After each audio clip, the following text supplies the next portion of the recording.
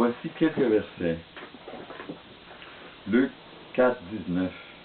Pour proclamer aux captifs la délivrance et aux aveugles le recouvrement de la vue, pour renvoyer libres les opprimés, pour publier une année de grâce du Seigneur. Si donc le Fils vous affranchit, vous serez réellement libres.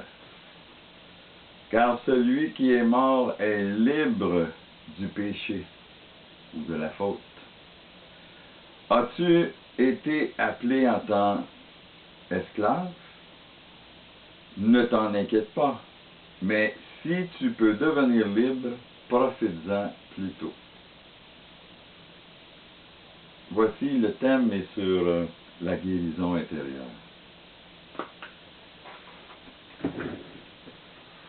Je vais commencer par parler d'un problème qui est souvent la cause qu'une personne ne puisse pas recevoir sa guérison intérieure. Plusieurs ont vécu des traumatismes profonds et même étant croyants peuvent encore avoir besoin de cette liberté qui est déjà accordée par le Seigneur. Cette liberté de blessures intérieures profondes qui bloquent certains aspects de la vie du quotidien de chaque jour.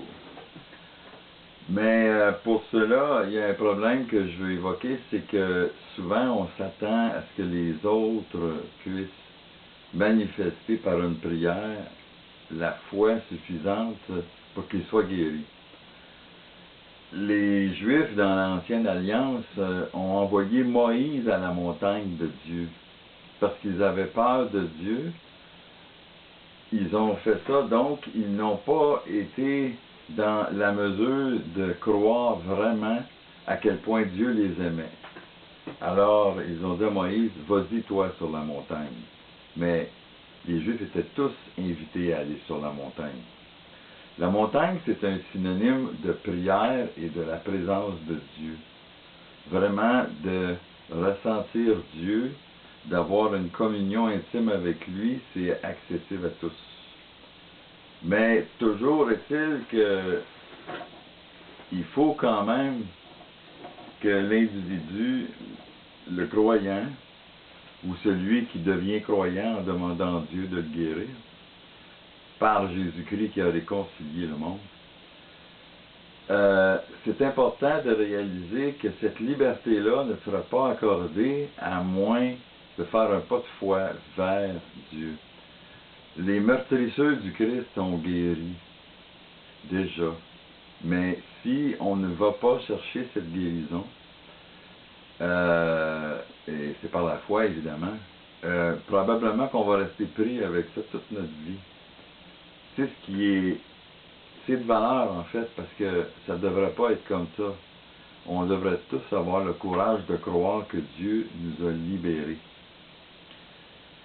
Il y a un verset dans Jacques 5, 16.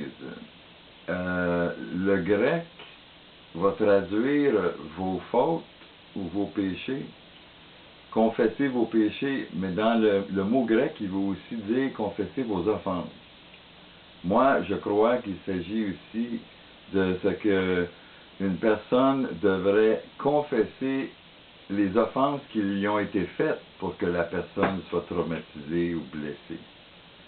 Et si cette chose n'est pas confessée, c'est comme une loi du silence qui fait en sorte que la personne peut mourir avec sa blessure intérieure. Il y a un problème fondamental, c'est la honte. Si la honte est là, on n'est pas en mesure de vraiment croire que Dieu nous aime, Dieu nous approuve, que Dieu nous a lavé, il nous a pardonné. Si on a honte de quelque chose, il faut se rappeler absolument que Jésus-Christ a pris cette honte-là. Donc, c'est en ayant les regards fixés sur lui, dans la prière, dans l'adoration, la contemplation de Dieu. C'est là qu'est la guérison.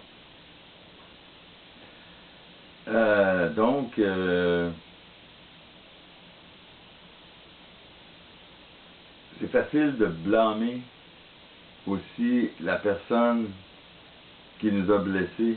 Mais en fait, le pardon doit inclure cette guérison. Sans le pardon, souvent, il y a de l'amertume qui se développe. Mais si on a vraiment pardonné et qu'on n'est pas guéri, il y a sûrement d'autres choses qui bloquent. La honte étant le plus grand de ces problèmes. Alors, ce que je vous dis, chers frères, chères sœurs, chers n'importe qui sur la planète, si tu veux guérir, va vers le Seigneur Jésus-Christ qui a tout accompli. Amen.